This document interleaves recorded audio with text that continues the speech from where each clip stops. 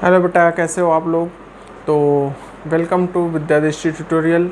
और आज की क्लास में हम लोग डिस्कस करने जा रहे हैं एनसीईआरटी का chapter number 3, motion in a straight line. तो motion in a straight line में सबसे पहले इसका इंट्रोडक्शन पार्ट हम लोग डिस्कस कर लेते हैं। इंट्रोडक्शन पार्ट में बेसिकली हमें ये जानना होगा कि कोई भी बॉडी मोशन कर रही है, इसका क्या मीनिंग है, यानी कि मोशन का मतलब क्या है, what do you mean by the motion.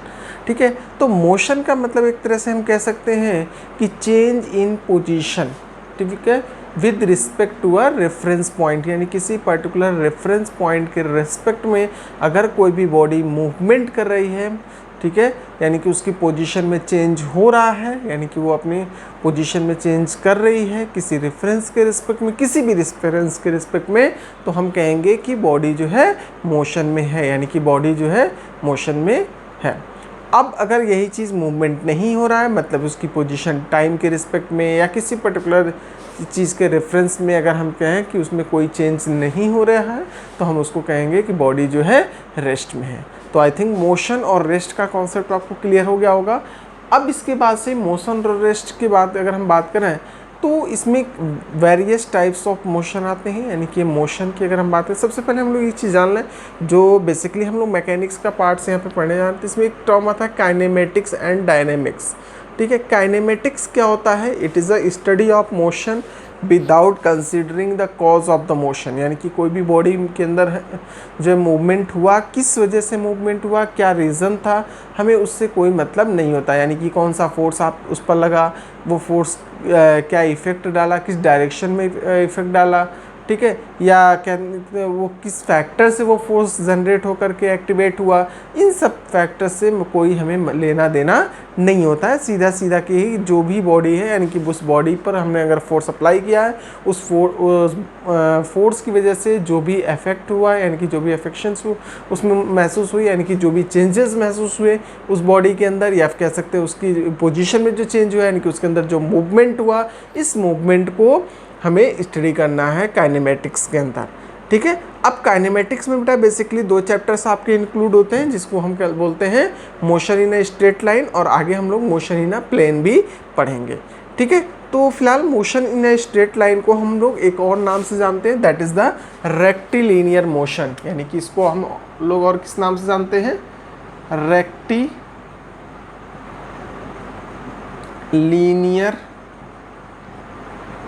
Motion. ठीक है, रेक्टिलिनियर मोशन मतलब कि अगर कोई भी बॉडी स्ट्रेट लाइन मोशन कर रही है, यानी कि तो उसको बोलेंगे रेक्टिलिनियर मोशन, यानी कि स्ट्रेट लाइन मोशन। ठीक है, स्ट्रेट लाइन मोशन को ही हम लोग रेक्टिलिनियर मोशन कहते हैं। और अभी एक दूसरा जो टर्म हमने बताया, that is a kinematics. Kinematics बेटा क्या होता है, kinematics study of motion without considering cause, without considering it's cause, यानी कि किस वजह से मोशन हुआ, हमें ये चीज़ कंसीडर नहीं करना, उससे हमें कोई लेना देना नहीं है। ठीक है, ये 2 पॉइंट्स हमें इस चीज़ का ध्यान रखना है कि रेक्टिलिनियर मोशन क्या होता है। इसके बाद से हमने एक टर्म बताया, that is the motion change in position with reference to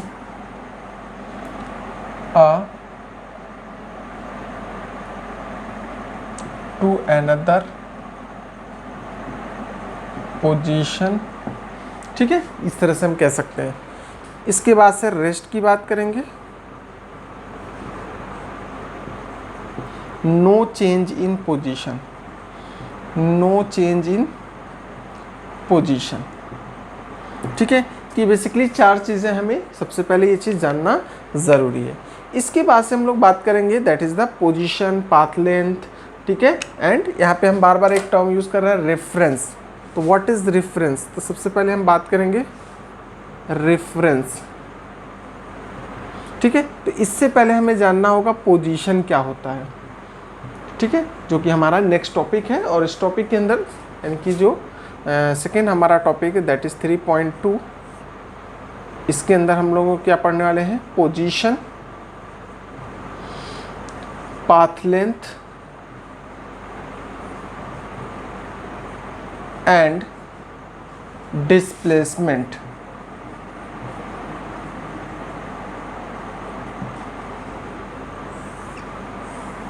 position, path length and displacement. इसमें सबसे पहले हम बात करेंगे पोजीशन का।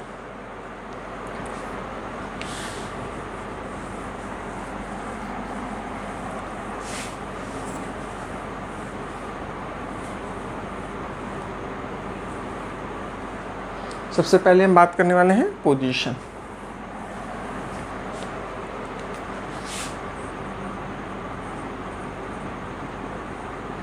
पोजीशन इज द लोकस या कह सकते हैं location of object which has या विच इज बीइंग ऑब्जर्व्ड या which is under observation, under observation, यानी कि उस ऑब्जेक्ट यानी कि जो क्या है अंडर ऑब्जर्वेशन है या जिसके मोशन को हम ऑब्जर्व कर रहे हैं, ठीक है बेटा, तो उसको हम क्या बोलेंगे, पोजीशन, उसके लोकेशन को हम बोलेंगे पोजीशन, ठीक है। अब यहाँ पे पोजीशन बेसिकली क्या हो सकता है, किसी भी ऑब्जेक्ट का लोकेशन हो सकता है। इसके साथ एक टर्म आता है that is a reference point. ये क्या होता है बेटा, it is a position of observer और position with respect to which motion of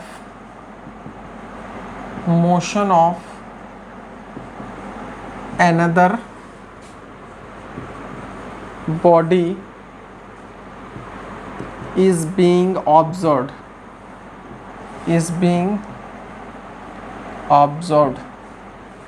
ठीक है, यानी जिसके हम पोजीशन को ऑब्जर्व कर रहे हैं, ठीक है, तो किसी बॉडी की पोजीशन को या उसकी मोशन को हम ऑब्जर्व कर रहे हैं, ठीक है, किसी पर्टिकुलर रेफरेंस पॉइंट के रेफरेंस में।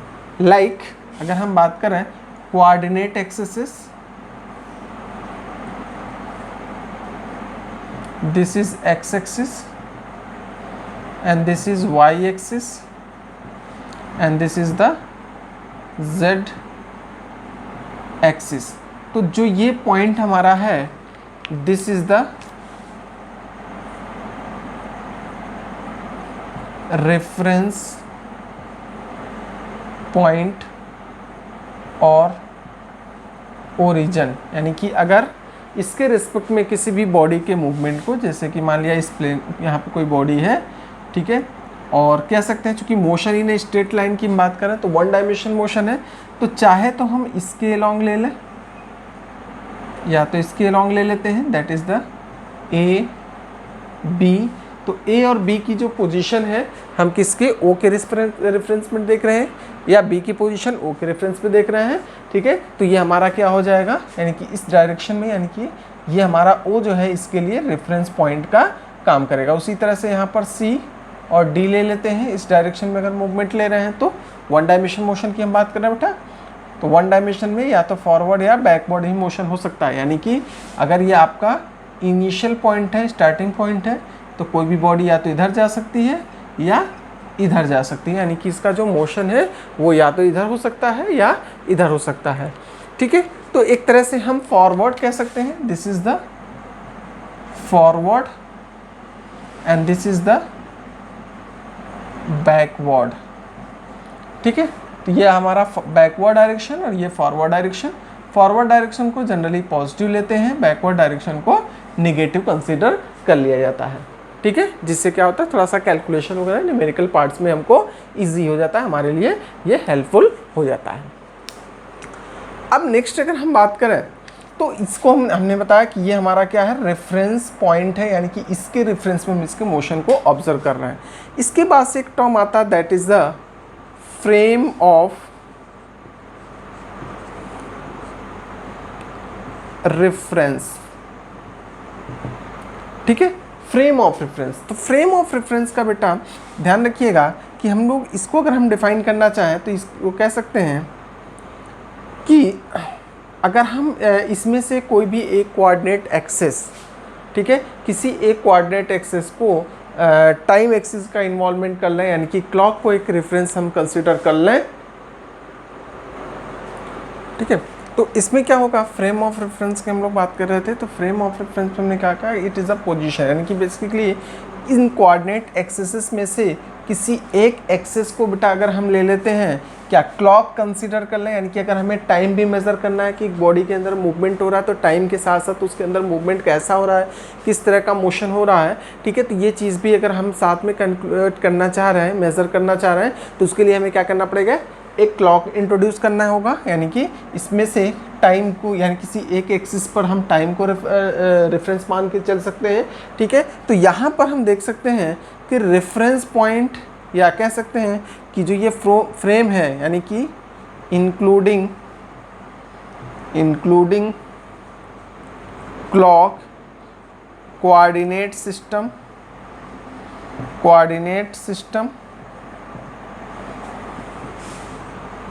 which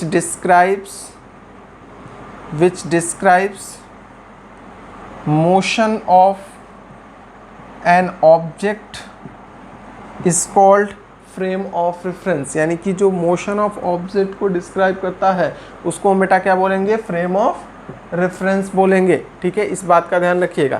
तो ये तीन चीज़ें आपके क्लियर हो गए होंगे, position, reference point and frame of reference. इसके बाद से सेकेंड चीज़ हम बात करेंगे पाथ लेंथ की। पाथ लेंथ क्या होता है, तो आइए देखते हैं।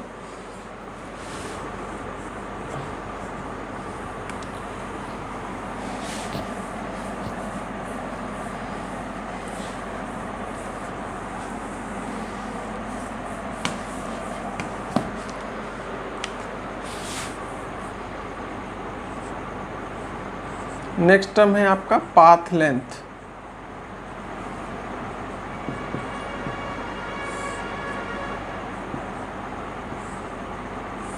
पाथ लेंथ, इसको हम सिंगल लैंग्वेज में या सिंगल वर्ड में क्या बोलते हैं, डिस्टेंस, ठीक है। तो ये बेसिकली क्या होता है, total route length is called distance, ठीक है। जैसे कि कोई भी बॉडी मान लीजिए यहाँ से चलना शुरू की, दिस इज द ओरिजिन, और यहाँ से वो इधर की तरफ मूव किया, दैट इज पॉइंट ए, और again this is point B and this is point C, sorry इसको पॉइंट मान लेते हैं सी, and this is the point D. तो यहाँ से यहाँ तक की जो डिस्टेंस है x1, ये जो भी लेंथ है, ये x2 और ये x3 और ये x4, ठीक है। तो टोटल पाथ लेंथ की अगर हम बात करें, total path length that is x is equal to distance, तो यहाँ पे x इज इक्वल टू लिखेंगे x1 plus x2 plus x3 plus x4, यानी कि हम इस टोटल लेंथ को मेज़र कर लेंगे, तो इसको हम बोलेंगे डिस्टेंस। डिस्टेंस की अगर हम इसके SI यूनिट की बात करें तो इसकी SI यूनिट होती है, आपको पता ही होगा, दैट इज़ मीटर। डायमेंशन की बात करें तो डायमेंशन m0 L T0, ये चीज़। दूसरी चीज़ अगर हम डिस्टेंस की बात करें तो इट इज़ स्केलर क्वांटिटी, ठीक है।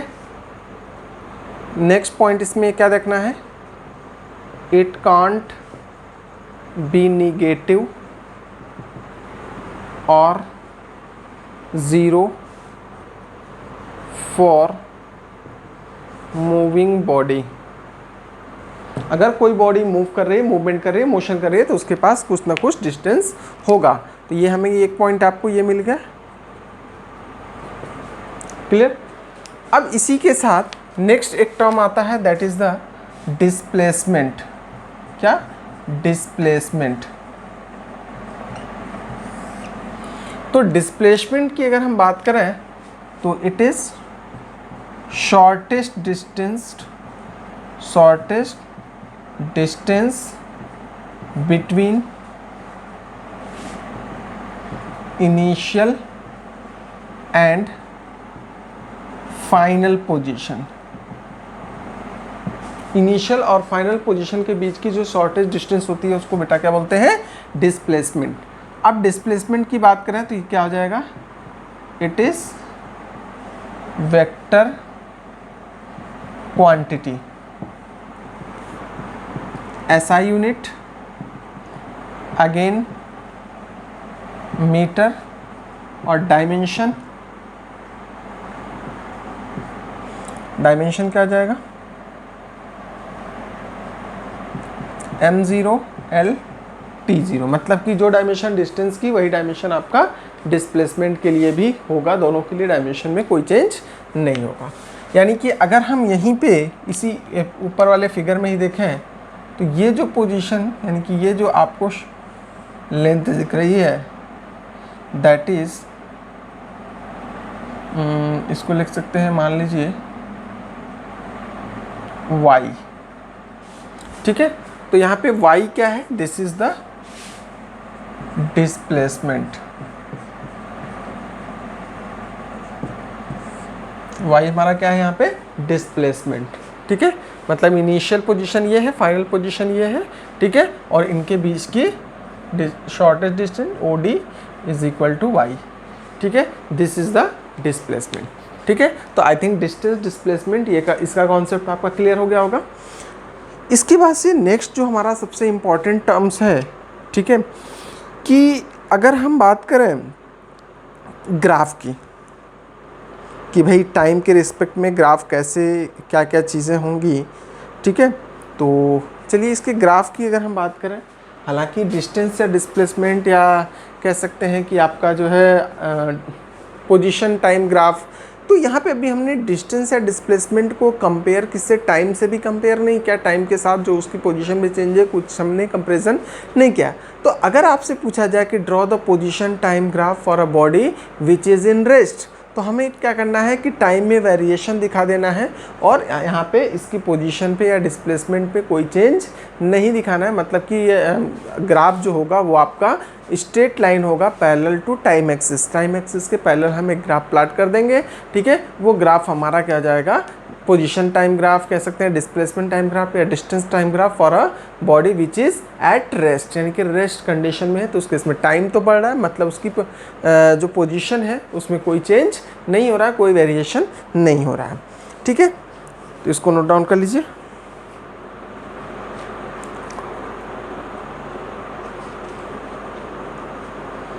अच्छा, एक चीज़ और ध्यान रखिएगा, एक टर्म आता है आपका यूनिफॉर्म नॉन यूनिफॉर्म मोशन। तो यूनिफॉर्म मोशन की अगर हम बात करें, यानी कि अगर कोई भी बॉडी इक्वल टाइम इंटरवल में इक्वल डिस्टेंस कवर कर रही है, मतलब कि अगर मान लीजिए 10 सेकंड में, हर 10 सेकंड में वो 20 मीटर की डिस्टेंस कवर कर रही है। ठीक है, तो इसका मतलब कि पहले 10 सेकंड में 20 मीटर, दूसरे 10 सेकंड में 20 मीटर, तीसरे 10 सेकंड में 20 मीटर, मतलब कि शुरू से लेके लास्ट तक अगर देखा जाए तो 30 सेकंड हो गए। अभी 3 ट्रिप का लिया, 3 इंटरवल का लिया, 30 सेकंड में उसने कितना? ठीक है, 60 मीटर की डिस्टेंस कवर कर रही है। मतलब कि इक्वल टाइम इंटरवल में इक्वल डिस्टेंस अगर मूव कर रही है, पोजीशन में चेंज क्या है? हम कहेंगे यूनिफॉर्म है, एक जैसा है, मतलब कि तो ऐसे मोशन को हम बोलेंगे यूनिफॉर्म मोशन। और अगर मान लीजिए इक्वल टाइम इंटरवल में अनइक्वल डिस्टेंस कवर कर रही है, मतलब कि हालांकि ये सब चीज़ें आपने क्लास 9 में पढ़ भी रखा है, लेकिन फिर भी मैं एक बार रिकैप करा दे रहा हूँ। ठीक है, तो मान लीजिए कि अगर कोई भी बॉडी है उसकी पोजीशन चेंज हो रही है किसके साथ? टाइम के साथ साथ। ठीक है, बट जो चेंज होने का जो उसका सिस्टम है, ठीक है, इक्वल टाइम इंटरवल में इक्वली चेंज नहीं हो रही है। जैसे मान लीजिए 10-10 सेकेंड्स के हमने 3 टाइम इंटरवल ले लिए लगातार, ठीक है, तो हमने देखा पहले 10 सेकेंड में वो 5 किलोमीटर चली, दूसरे 10 सेकेंड में वो 2 किलोमीटर चली, ठीक है, और तीसरे 10 सेकेंड में वो 10 किलोमीटर चली, ठीक है। तो 5, 2 और 10 यानी कि यहाँ पे डिफरेंट पोजीशंस आपको दिख रहे हैं, डिफरेंट डिस्टेंस कवर्ड दिख रहा है सेम टाइम इंटरवल के लिए। तो इसको हम बोलेंगे नॉन यूनिफॉर्म मोशन, यानी कि जो मोशन है वो यूनिफॉर्म नहीं है, एक जैसा मोशन नहीं है, यानी कि वो बॉडी जो मूव कर रही है वो एक जैसे मूव नहीं कर रही है, ठीक है। बट अभी तक हमने देखा कि बॉडी मोशन कर रही है, लेकिन कितना कर रही है, हाउ मच मोशन कर रही है, मतलब उसके मोशन के क्वांटिटी को मेज़र करने के लिए एक टर्म यूज़ किया जाता है, दैट इज़ द वेलोसिटी या स्पीड, ठीक है। तो किसी भी बॉडी के मोशन को कंसीडर करना है अगर, मतलब उसकी क्वांटिटी को मेज़र करने का जो एक स्केल है, कह सकते हैं एक वेरिएबल है, जो एक फंक्शन है, दैट इज़ द स्पीड, यानी कि उसको हम स्पीड या वेलोसिटी कहते हैं। तो उसमें सबसे पहले हम बात करेंगे average velocity and average speed की। इसको मैं रफ कर रहा हूँ।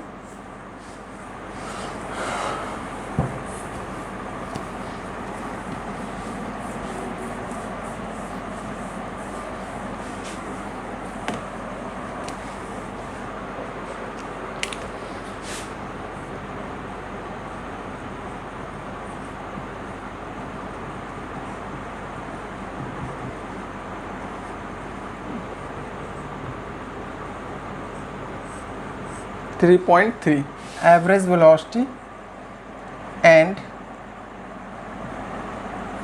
Average speed.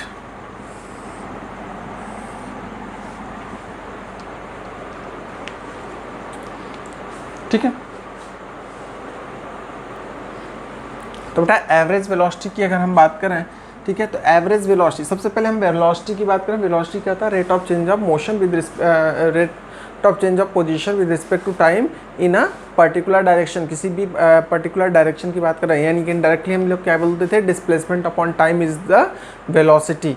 ठीक है, अब वेलोसिटी में हमने टाइप्स भी पढ़ रखा है कि भाई यूनिफॉर्म वेलोसिटी क्या होता है, नॉन यूनिफॉर्म वेलोसिटी क्या होता है। ठीक है, तो अगर इक्वल टाइम इंटरवल में बॉडी इक्वल डिस्टेंस या इक्वल डिस्प्लेसमेंट कवर कर रही है तो हम यूनिफॉर्म कहेंगे, अगर अनइक्वल कर रही है तो नॉन यूनिफॉर्म कहेंगे। इसी तरह से हम लोगों ने और भी चीज़ें सीखी थी क्लास 9th में, ठीक है, कि एवरेज वेलोसिटी क्या होती है या इंस्टेंटेनियस वेलोसिटी का एक थोड़ा सा इंट्रोडक्शन हमने दिया था। ठीक है, तो यहाँ पे हम बात कर रहे हैं कि एवरेज वेलोसिटी का। ठीक है, तो एवरेज वेलोसिटी अगर हम बात करें तो भाई कोई भी बॉडी अगर मूव कर रही है, मोशन कर रही है, मान लीजिए ये उसकी स्टार्टिंग पोजीशन है, दैट इज़ ओ, यहाँ से वो बॉडी यहाँ चली, दैट इज़ ए से यहाँ चली, that is the B, and यहाँ से यहाँ चली, दैट इज़ द सी। तो अगर हम देखें तो ये इसका क्या है, शॉर्टेड डिस्टेंस है, दैट इज़ द डिस्प्लेसमेंट। इसको हम बोलेंगे बेटा डिस्प्लेसमेंट। क्या बोलेंगे? डिस्प्लेसमेंट। ठीक है, ये जो हमारा पाथ है वो डिस्प्लेसमेंट, और जो ये हमारा दिख रहा है आपका x1,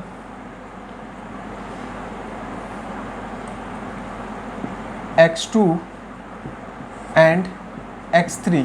ठीक है, तो सिंपली अगर देखें ओ ए बी सी ये एक्चुअल पाथ है, तो अगर हम actual path divided by time करेंगे, यानी कि डिस्टेंस अपॉन टाइम करेंगे, तो उसको बोलेंगे स्पीड, यानी कि total distance upon total time, that is the speed. और अगर हम total displacement upon total time करेंगे तो उसको हम क्या बोलेंगे? Velocity, average velocity. ठीक है, तो एवरेज वेलोसिटी की बेटा अगर हम डेफिनेशन की बात करें तो क्या लिखेंगे, यानी कि average velocity is defined as the change in position और displacement divided by the time interval. ठीक है, तो चेंज इन पोजीशन और displacement divided by the time interval, यानी कि एवरेज वेलोसिटी को हम जनरली वी बार से डिनोट करते हैं या फिर VAVG भी लिखते हैं बेटा। ठीक है, तो यहाँ पे क्या जाएगा, फाइनल पोजीशन मान लीजिए जो भी है, यहाँ पे इसका फाइनल पोजीशन कह सकते हैं, ये आपका 0 था, या इसकी इनिशियल पोजीशन हमने x1 कह लिया और फाइनल पोजीशन को x2 कह दिया।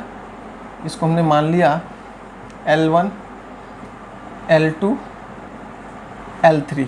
तो फाइनल माइनस इनिशियल की बात करेंगे तो ये अपॉन टोटल जो टाइम लगा, दैट इज़ डेल्टा टी, तो इसको हम बोल सकते हैं delta x upon delta T. ठीक है, इसी को हम बोलेंगे बेटा एवरेज वेलोसिटी। क्या बोलेंगे, एवरेज वेलोसिटी। तो एवरेज वेलोसिटी का मतलब सीधे total displacement upon total time.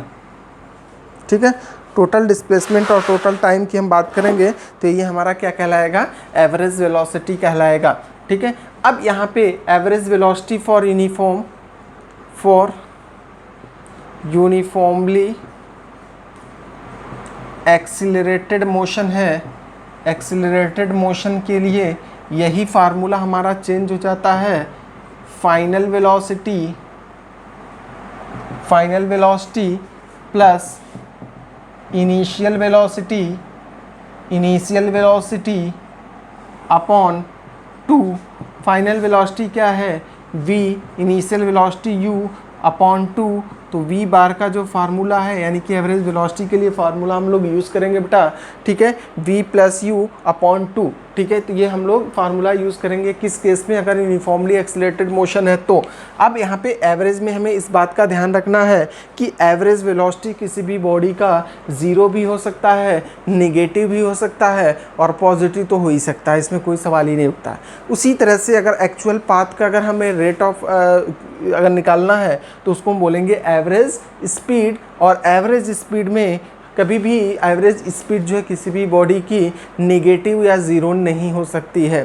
ठीक है, अगर हम इसको ग्राफ से देखें, ग्राफिकल मेथड से अगर हम इनको देखें या ग्राफ से इनको कंपेयर करें कि एवरेज वेलोसिटी या स्पीड बेसिकली है क्या चीज़, या अलग अलग सिचुएशन की वेलोसिटी के लिए, अलग अलग सिचुएशन की स्पीड के लिए ग्राफ हमारा कैसा होगा, या ग्राफ जो है वेलोसिटी या टाइम के रिस्पेक्ट में ग्राफ प्लाट करेंगे तो वो हमें क्या रिजल्ट देगा। तो आइए देखते हैं।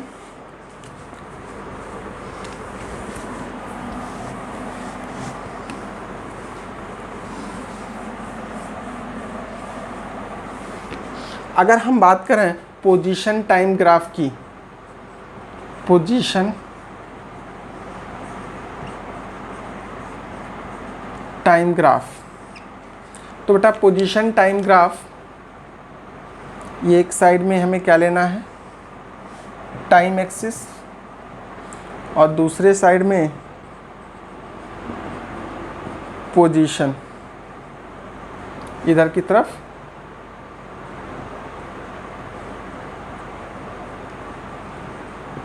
t इन सेकेंड, पोजीशन को हम लिख सकते हैं x इन मीटर।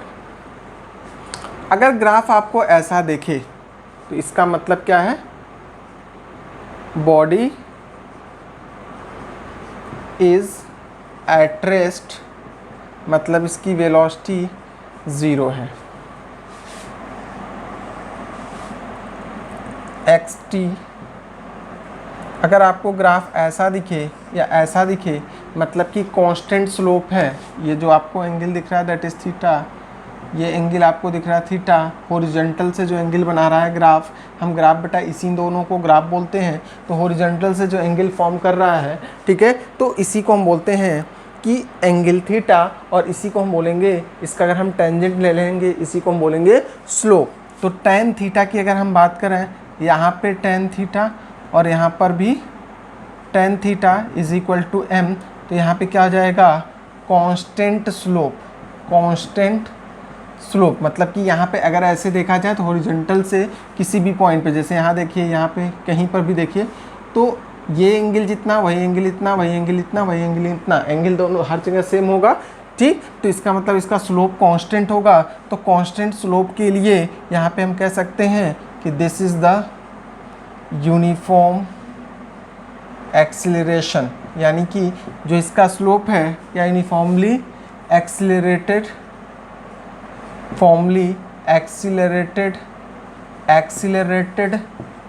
मोशन, इसको हम क्या बोलेंगे बेटा, यूनिफॉर्मली एक्सीलरेटेड मोशन। ठीक है, तो यहाँ पे पोजीशन टाइम ग्राफ का अगर हम रिलेशन बेसिकली देखें तो यहाँ पे चूँकि पोजीशन टाइम है तो हम इसकी बात करेंगे इसकी स्पीड की, तो इसको हम कह सकते हैं स्लोप हमारा कांस्टेंट है। दिस इम्प्लाइज, स्लोप कांस्टेंट होने का मतलब क्या है, पहले ये ध्यान से समझ लीजिए। स्लोप कांस्टेंट है, इसका मतलब पोजीशन टाइम ग्राफ है, और पोजीशन टाइम ग्राफ का जो स्लोप कांस्टेंट होना है, इसका मतलब कि उस केस में यानी कि जो इसका स्लोप होगा वो हमें क्या देगा, वेलोसिटी। तो हम कह सकते हैं यूनिफॉर्म वेलोसिटी। वेलोसिटी कैसी है, यूनिफॉर्म। इसी तरह से अगर स्लोप हमारा कांस्टेंट नहीं हुआ, कुछ इस तरह से हुआ, ठीक है, तो अगर हम किसी भी पर्टिकुलर पोजीशन पे देखें, ठीक है, मान लीजिए यहाँ पे एक टेंजेंट ड्रॉ करें और ये हॉरिजॉन्टल एंगल, इनके बीच में एंगल θ1,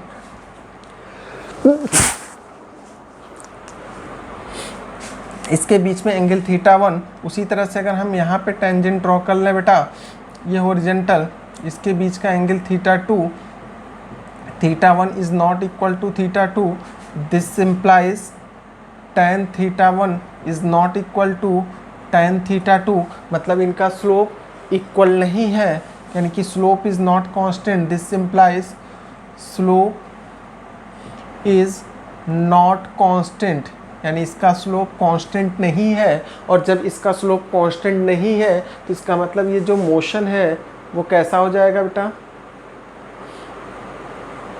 स्लोप यहाँ पे कांस्टेंट नहीं है, तो इसका मतलब ये नॉन यूनिफॉर्म, ये ध्यान रखिए, पोजीशन टाइम ग्राफ है तो इसको हम बोलेंगे नॉन यूनिफॉर्म वेलोसिटी। ठीक है, तो ये बेसिकली ग्राफ से हम ये चीज़ें इजीली समझ सकते हैं कि पोजीशन टाइम ग्राफ अगर है, ठीक है, तो क्या क्या चीज़ें आपको बताएगा। ठीक है, उसी तरह से अगर हम एक्चुअल पाथ के बेसिस पे देखेंगे तो यही जो टर्म है, हम वेलोसिटी टर्म यूज़ कर रहे हैं, वहाँ पे हम स्पीड टर्म यूज़ करेंगे। क्लियर। नेक्स्ट है हमारा, अगर वेलोसिटी टाइम ग्राफ प्लॉट करें तो क्या मिलेगा हमको।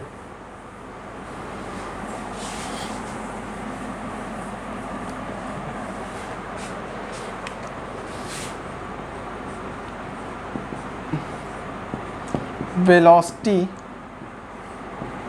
टाइम ग्राफ, एक साइड में हमने वेलोसिटी लिया, दूसरे साइड में टाइम ले लिया, ग्राफ ऐसे आया, मतलब कि यहाँ पे वेलोसिटी क्या है, कांस्टेंट है, मतलब यहाँ पे स्लोप क्या है, ज़ीरो है। क्लियर। और अगर आपका ग्राफ कुछ इस तरह से दिखे, वेलोसिटी और टाइम ग्राफ कुछ ऐसा हो, ठीक है, मतलब कि स्लोप कांस्टेंट यहाँ पे है, स्लोप क्या है, कांस्टेंट है। ठीक है, स्लोप कांस्टेंट होने का मतलब, जैसे कि अगर मान लीजिए इस वाले ग्राफ के लिए यहाँ पे θ1, यहाँ पे हमने देखा तो दिस एंगल ऑल्सो θ1, तो tan θ1 is equal to tan θ1। ठीक है, this implies constant slope and slope constant है, तो हम कहेंगे कि ये यूनिफॉर्मली एक्सीलरेटेड मोशन है। अभी हम लोग आगे पढ़ेंगे एक्सीलरेशन क्या होता है। ठीक है, उसी तरह से अगर हम यहाँ पे देखें तो ये एंगल हमारा क्या है, दैट इज़ θ2, तो यहाँ पर भी यही एंगल हमको मिलेगा θ2, यानी कि tan θ1 is equal to tan θ2, मतलब इन दोनों का एंगल क्या है, सेम है, दैट इज़ θ1, सॉरी यहाँ पे θ2, तो θ2 इज इक्वल टू θ2 डैश मान लिया, तो 2 डैश, तो इसका मतलब इनका स्लोप क्या है, सेम है, कांस्टेंट है, तो इसका मतलब ये यूनिफॉर्मली एक्सीलरेटेड मोशन है। लेकिन यही सिचुएशन बेटा अगर ऐसा दिखे, that is the time and इधर आपका वेलोसिटी है और ग्राफ कुछ इस तरह से है, मतलब इसका स्लोप कांस्टेंट नहीं है। ठीक है, तो उस केस में स्लोप अगर कांस्टेंट नहीं है तो आप क्या करोगे, जैसे मान लीजिए यहाँ पे हमने स्लोप निकाला, टेंजेंट ड्रॉ किया और इनके बीच में एंगल लिया, दैट इज़ θ1। इसी ग्राफ पर यहाँ पे देखा तो θ2, तो θ1 इज़ नॉट इक्वल टू θ2 है, तो इसका मतलब tan θ1 is not equal to tan θ2 है। This implies slope is not constant, slope constant नहीं है। ठीक है, तो स्लोप कांस्टेंट नहीं है बेटा, तो इसको हम बोलेंगे नॉन यूनिफॉर्म एक्सीलरेशन। क्या बोलेंगे, non uniform acceleration. This implies non uniform acceleration, इसको क्या बोलेंगे, non uniform acceleration. Next topic है बेटा इंस्टेंटेनियस वेलोसिटी।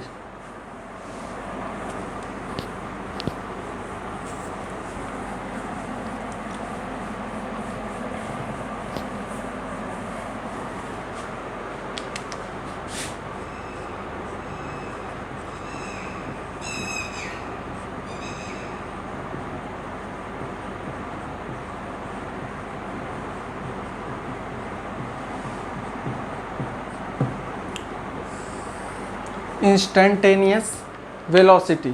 इंस्टेंटेनियस, अभी तक हमने बात किया था कि एवरेज वेलोसिटी, अगर कोई बॉडी यूनिफॉर्म मोशन में है तो उसकी जो वेलोसिटी होगी वो हर एक पोजीशन पर सेम होगी, मतलब उसकी एवरेज वेलोसिटी और इंस्टेंटेनियस वेलोसिटी यानी कि हर पर्टिकुलर इंस्टेंट पर क्या रहेगी बेटा, कांस्टेंट रहेगी, सेम रहेगी। बट यहाँ पे इंस्टेंटेनियस का मतलब होता है at velocity at any moment और इंस्टेंट। किसी पर्टिकुलर इंस्टेंट या मोमेंट की अगर हम बात करें तो यहाँ पे वी इंस्टेंटेनियस की हम बात करेंगे, इसको हम जनरली डीवी भी लिखते हैं, ठीक है।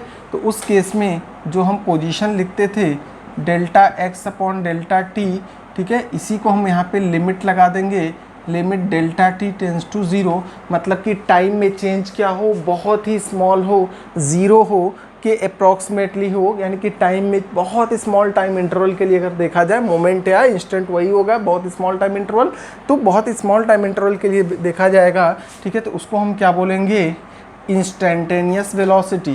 तो इसको हम सीधे सीधे लिखेंगे dx/dt, ठीक है। और जनरली इसको हम v से भी डिनोट कर सकते हैं।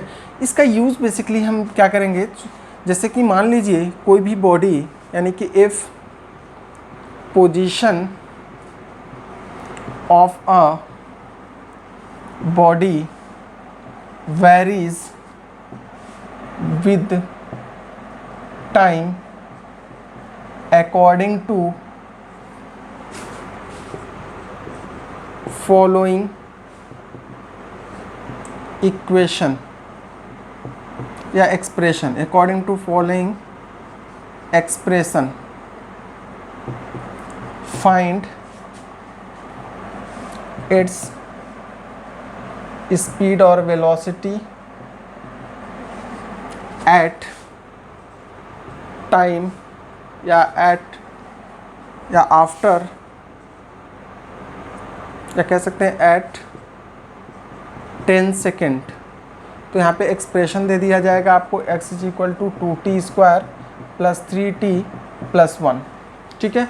अब बेटा यहाँ पे हमें निकालना है क्या, इंस्टेंटेनियस वेलोसिटी। तो सबसे यहाँ पे v इज इक्वल टू लिखेंगे dx/dt, और ध्यान से देखिए d/dt हमने मैथमेटिकल टूल्स में कैलकुलस बताया था डिफ्रेंशिएशन का, 2t² प्लस 3t प्लस 1, तो इसके डिफ्रेंशिएशन का तरीका बताया था कि इसका डिफ्रेंशिएशन ये कांस्टेंट मल्टीप्लाई है तो 2 बाहर आ जाएगा, 2 और t की पावर 2 तो 2 नीचे आ जाएगा, और t की पावर 2 माइनस 1 हो जाएगा, ठीक है, प्लस यहाँ पे 3 इंटू टी की पावर 1 है तो 1 नीचे आ जाएगा, इंटू टी की पावर 1 माइनस 1, और यहाँ पे ये कांस्टेंट है तो कांस्टेंट का डिफ्रेंशिएशन बेटा 0 होता था, ठीक है। तो अब यहाँ से आपका आ गया 4t प्लस 3, ठीक है। तो यहाँ पे एक्सप्रेशन किसके लिए मिल गया, वेलोसिटी के लिए एक्सप्रेशन मिला 4t प्लस 3।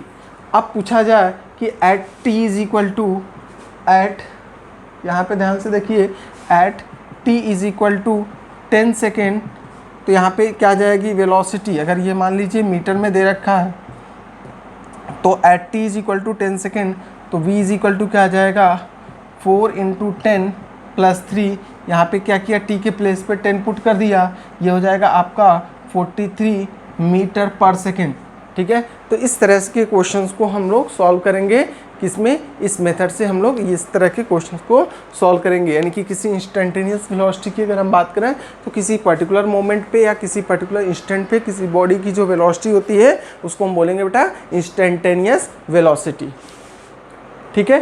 तो आई थिंक काफ़ी पोर्शन आपका इस चैप्टर में कंप्लीट हो चुका है, ठीक है। बहुत और इम्पॉर्टेंट एक तरह से ये कह सकते हैं कि प्रीवियस क्लासेस का एक कंटेंट भी था। क्लास 9 से रिलेटेड बहुत सारी चीज़ें आपको मिली, थोड़ा सा यहाँ पे एक नया कॉन्सेप्ट आपको सीखने को मिला होगा, ठीक है। और इस पे बेस्ड बहुत सारे क्वेश्चंस, ठीक है, आपको मिल जाएंगे, आपके एनसीईआरटी में भी होंगे, और बाकी हम लोग नेक्स्ट क्लास में भी इस पे बेस्ड थोड़ा सा क्वेश्चंस कर भी लेंगे। और साथ में जो है हम आपको जो नोट्स प्रोवाइड करेंगे उस नोट्स में भी कुछ सॉल्व एग्जाम्पल भी होंगे जो कि इस पर बेस्ड होंगे, उनको अच्छे से आप लोग कर लीजिएगा, ठीक है। तो आज के लिए फ़िलहाल इतना ही। Thank you, have a nice day.